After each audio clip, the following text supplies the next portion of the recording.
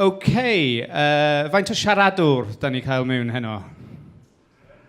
Rwy'n yn siarad? Come on, bod yn balch. Pwy arall? Dwylo fyny. Ie, 10%. Da iawn ni. Felly, heno yma da ni cael Cennydd Thomas. No surprise that Cennydd's a Welsh speaker. A proper, real Welshman. Wearing flip-flops and chinos. Renegade. Felly, mae Cennydd yma, mae Cennydd yn dod o Caerfyddin y reiddiol. Cwlffordd. Ac rwan mae'n gweithio gyda UHY Peaches fel Corporate Finance Manager. Dim yn gwybod y geiriau am Corporate Finance Manager yn Gymraeg. Fi'n dysgwr, mae drwg gen i. So Cennydd's originally from Haverfordwest. He's now the Corporate Finance Manager. You might have guessed that bit. No Welsh speakers. For UHY Peaches. Did you guess that too? Well done. But I asked him for a bit of information. He sent me loads of stuff. He's the Corporate fucking Finance Manager. Of course he did. So he sent me a bullet-pointed thing with statutory stuff and extracurricular comments. Five bullet points under each, but I'm only going to read one of them. And it says, I like to think of myself as a regular guy. Wait for this. In regular or median terms, to use a statistical analogy. I'm a regular guy, to use a statistical analogy. And then, for a mere mortal like me, he's put in brackets, the cheeky twat, e.g., I've got a tattoo, but I also like opera.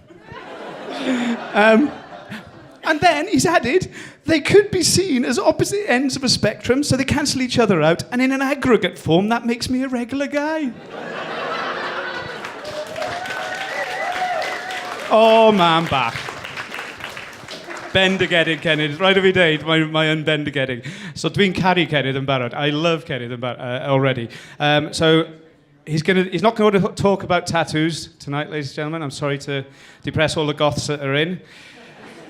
But all the people who are from Blaena, Gwent, like me, they're going to love a bit of this. It's all about opera. Give it up for Cennydd.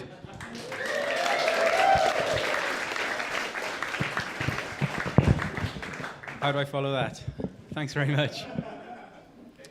Okay, I'd like to start off with a disclaimer and a bit of an apology, if I may. I'm really shit at clip art, and I've used that quite heavily in this presentation. I'd just like to start off with a bit of a show of hands. So if everyone who's been to an opera could put their hands up in the air. Okay. Right, that's interesting, actually. Yeah, there's quite a lot more than I thought. And I've actually gone on the wrong slide as well. So basically, I've decided to adopt the sort of topic of discussion based on how Immanuel Kant, the philosopher, used to do it. That was supposed to come up when I did that show of hands thing. But that was interesting. I think it's about 40% roughly of you have been to an opera, which is good. And I kind of know who I'm working with now because a lot of misconceptions about opera. People don't like it. They think they don't like it, or maybe they haven't been to one. And maybe they just think that there's a lot of things about it that they'll struggle with. The key thing I think to remember in opera, like theatre or anything like that, is you've got to suspend disbelief. So a lot of things might happen on the stage, and you might think, oh, that's a bit unrealistic. Like someone will get stabbed, or someone will have TB and they'll belt out an aria. You just got to go with it, okay? So basically, why do I like opera? Well, the first opera I went to see was Madame Butterfly down in Swansea it was a long time ago when I was about 11. And it was really, really good. I just found it very different to anything I'd ever done before. And I thought I'd sort of share that with you as to why I like it so much. So the main things you get with opera are as follows. You get sex, you get intrigue, you get murder, you get betrayal, you get death, all of these sorts of things. It's a shame this slide, I wasn't able to do more than one slide on this, but there's loads of really cool stuff in opera. You can also use it as a way of learning about different countries and different cultures. So there's opera set in Japan, the USA, Germany, the UK, France, Spain, and there's loads and loads of others, which I couldn't get the clip art flags for.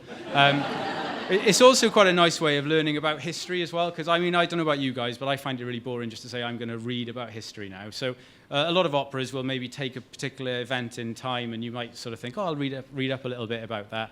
And it's a good way of sort of learning without thinking that you're learning, really. Also, a lot of people go to one opera and they hate it. Well, they kind of forget the fact that there's comedy operas, there's tragic operas, there's operas, there's even a Western opera, which was written by Puccini, which is very good. So there's a hell of a lot of different things going on. There's also some really good music in it. If you go to any football stadium, you'll probably hear a lot of football fans. They probably don't know it, but they're actually singing opera songs. So La Donna Immobile from Verdi's Rigoletto is often belted out at the Cardiff City Stadium.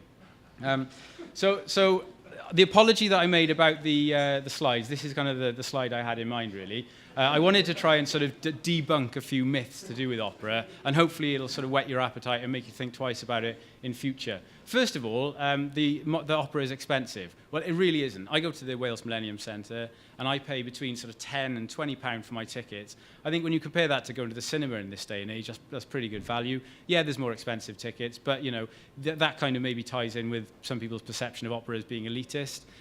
It really isn't. Maybe 5%, 10% of people who go to opera actually dress up like this. Most people wear chinos, maybe not flip-flops, but they'll certainly be very, very, very relaxed. And also, you don't need to be some sort of ridiculously intelligent intellectual or some sort of mental linguist to learn it.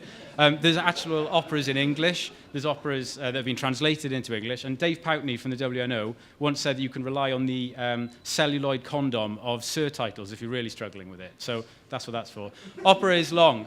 Yeah, some of them are. But also, most of them are around about 2.5 hours. And you also get a break, which is quite important to bear in mind. So you get a chance to refresh, go to the bar, have a bit of a chat about it. You don't get that when you go to the cinema. And most films these days are much more than 2 hours. So opera's for old people, fair enough. Yeah, there's a lot of old people there. But there's never been a better time to actually go to opera as a younger person. Most places now do tickets at discounted rates. And I really would urge you, to get out there and just have a go. This one's not really a myth. I was kind of running out of myths, so I said, well, actually, opera is actually staged in different places, is the point of this one. It's also on in the Royal Welsh College and all sorts of different exciting places. And finally, people think opera is irrelevant. Well, I really don't think it is, because all of these programs here, all of these soap operas, they cover exactly the same themes that all these operas did. Maybe not surfing, home and away. To my knowledge, there's no such opera with surfing. So, look, if you have been interested by any of this, ask your broadband provider to lift your opera filter and book something. Get Opera for Dummies, it's my Bible, and buy a concise guide or Wikipedia, which is really, really good for synopses. I hope you've enjoyed it, and if you want to speak to me about opera later, give me a shout at the bar.